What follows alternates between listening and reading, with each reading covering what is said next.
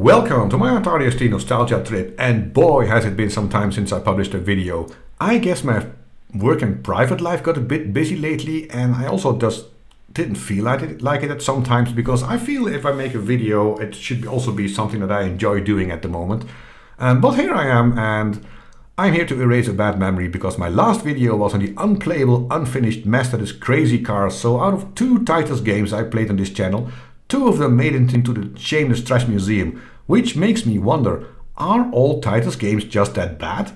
And I guess the only way to find out is just to play all of them, and that is exactly what I'm going to do over the next series of videos, starting with the oldest one. So today I will have a go at Classiques vol1, which is an 8-bit game ported to the ST in 1987. And since it is a port of a 8-bit game, I probably should not expect too much, but let's just start it up and see if I will enjoy it. And after starting the game, after quite a bit of loading time for the type of game that it is, we are greeted by what is probably one of the most ugly title screens I have ever seen on any game in any platform. But yeah, okay, it's an old game, but still, I don't know who thought this was a good color palette to choose. Lucky for us, we can press a fire button to get to the options menu, and the title screen and the options screen are not very good looking and also surprisingly silent up to now. But here you can see we have a choice between 3 games, which is Breakout, Space Invaders and Pac-Man apparently. Except this game doesn't call them that. So we are going to play the games by the name that actually the game calls them. So we are going to start with Infernal Breakout, which says you have to try to destroy the scenes with their unwelcome surprises, exploding blocks, blocks that move unexpectedly, etc. Discover for yourself. And I absolutely love that description, because probably they didn't have enough room on the box, so they just named some and said, yeah, it's something, and then the rest, yeah, etc. Just find out for yourself. Just play the game. We can't be bothered with explaining to you. I think that's actually sort of hilarious. And when I press the fire button, I'm just thrown immediately at the game, and then, of course, since it's an 8-bit port, oh, I missed a lot of balls there. Since this is a port of an 8-bit game, the control is by joystick only. You cannot control this one with the mouse, which is really annoying, because I'm already really bad at this kind of game. And joystick control just makes it even more difficult for me. As you can see, I'm really struggling to position my bat, but yeah.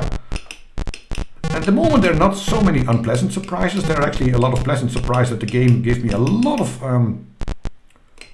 balls, which I then conveniently, of course, immediately let go. And of course now they don't multiply anymore, so it's going to be a bit more difficult to finish level 1, but I'm going to try anyway. Oh, come on. I think I got a bit unlucky there with losing all of the balls with only 2 of these, well, not really bricks. I don't know what they are. These are skulls, and there were also some Pac-Man ghosts, which makes you think they probably reused some of the sprites from the Pac-Man game, just put them in here. But I think the Pac-Man ghosts are a bit different. And we are in level 2, and of course here also the level just starts. There's no time. It doesn't ask you to start the level with a fire button or anything. The game starts moving immediately, so yeah, it makes it, yeah, it makes it feel a bit unfinished. So I guess it makes it feel like a typical Titus game, but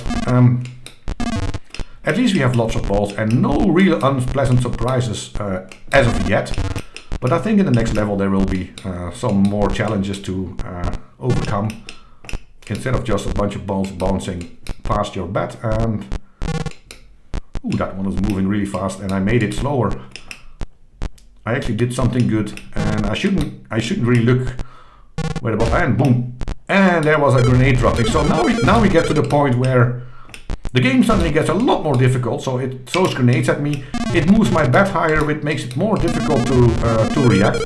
Then it puts this other bat in front of my bat, which yeah, it even makes it more high. Why is the game like this?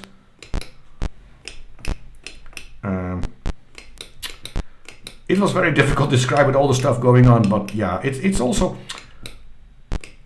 I guess there are some hazards that are a bit more original compared to all the other Brickbuster games on the ST. But of course I'm really bad at Brickbuster games, especially when I can't control them with the mouse.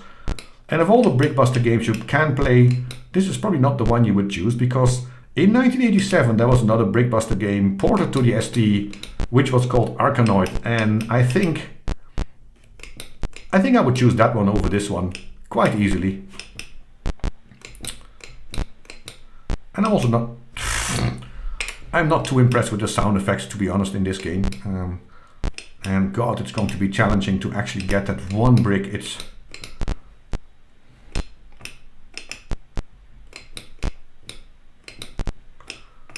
I should be able to do this, but it might take me a while. I think this is also my last life. Oh. One more level, and then again it just throws me straight in the game while the ball was sort of going halfway through my back, but still bounced back, which was nice. And again it drops grenades, and the grenades move crazy fast. It's almost impossible to dodge them, so you just have to get lucky, I guess. And as you progress through the levels, there's also less ball multipliers. On the positive side, the game actually does play quite smooth. So it's easy to, well, not easy, but it's possible to get a sort of feel for the game and get more control over your bat and the balls, I guess. If you're not me, who is really, really bad at brickbuster games, as I said, but yeah, it's certainly not the best brickbuster game. Is it the worst? I'm actually not sure, but probably not. But is it worth buying this game just for this brickbuster game? I don't think so, not even if it was low budget. It has a very public domain feel over it, and I just move past the ball. I'm not very good at this. And again, I'm in this annoying situation where I have, yeah, boom, and immediately again. And there seems to be more hassle. Oh! What? What? No! What? I have no idea what was happening there, but it was just... I didn't even have time to look at the hazards that were happening, but some were throwing my bat up and then back down again. There was a barrage of grenades, and it all didn't matter because my lack of good gameplay made me game over anyway. And I can now press the fire button and it will throw me again immediately in another game. I can also press escape and then press escape again and to go to the menu because we want to play all three games. Well, I don't really want to, but I guess we have to because I'm recording a video. So let's go to, in this case, Glutton. This is not Pac-Man, this is Glutton. And the description says, as the voracious glutton tries to reach 5 different caches of food, the ghosts lurking in the mazes will be doing their best to stop it. So yes, they tried to come up with an original background story for a Pac-Man clone, which is completely pointless, but okay. And here the game doesn't immediately start. It actually asks me to press the fire button to start the game. So why couldn't they do that in the Brickbuster game? I really don't know.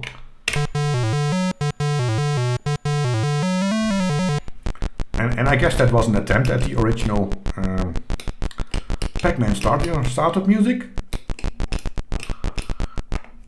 And it sort of looks like Pac-Man, but it's not very similar to Pac-Man. But the AI works very differently, but we must remember this is 1987, so probably nobody knew how the AI in the original Pac-Man worked. I mean, now everybody has analyzed it in the code, and they have wonderful videos describing how the AI works, which are actually really cool to yeah, they're really cool to watch. I would have looked them up on YouTube. It's quite nice. I should not be talking this much.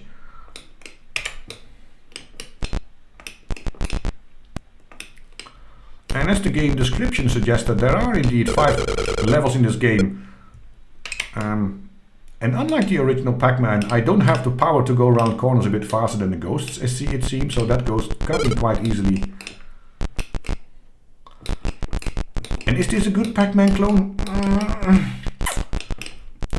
I find it very difficult to. It feels a bit unfinished because look what happened when I ate that ghost. There was absolutely no animation of it going back to its ghost pen. There's absolutely no animation while it is waiting in its ghost pen, so there seems to be a lot missing, and it gives it the game again a sort of unfinished feel, which is, I don't know why. And this is also very special. I ate all the pellets and the level doesn't end until unless I go through a corridor.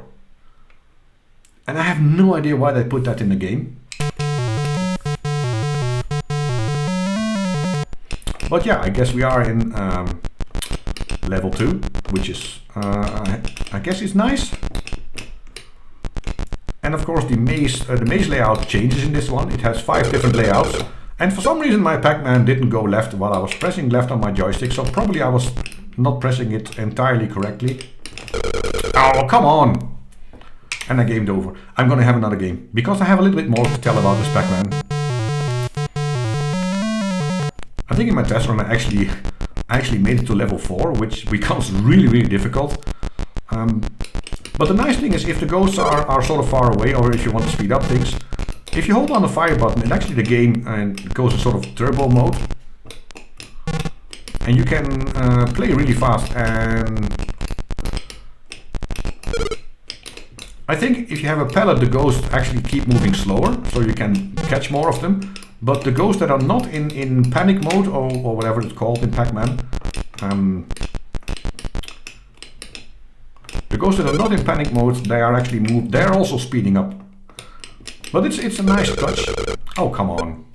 It's a nice touch to actually yeah, include that in a game. And oh, Jesus Christ.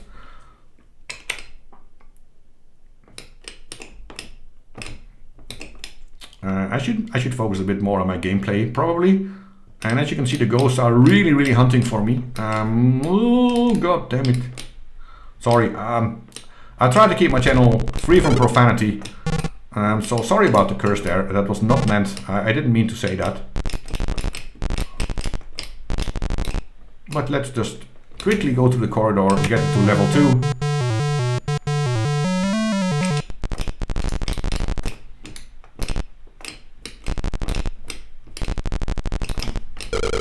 Yeah, I had no way of escaping there.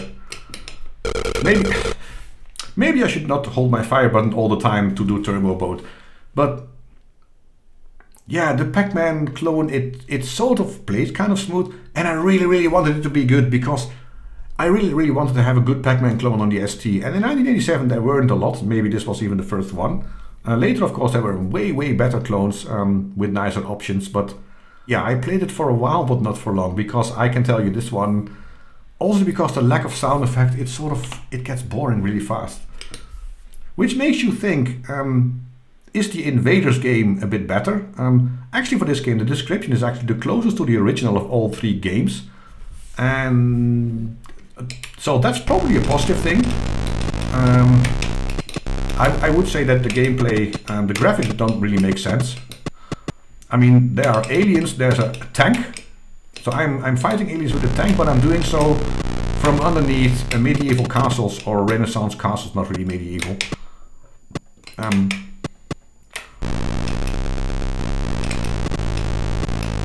Which is already a bit weird. One of the other weird things I think about this game is that... oh, come on. At some point the aliens start moving really fast, but then suddenly also it seems that gravity seems to be increasing, because also the bombs drop I don't know how much faster, and the game becomes almost unplayable. Actually in my test run I did a little bit better than this. But why am I mean, am I in the basement of this castle now? What is this? And it's probably the best tactic is not to shoot the aliens column by column, but actually shoot them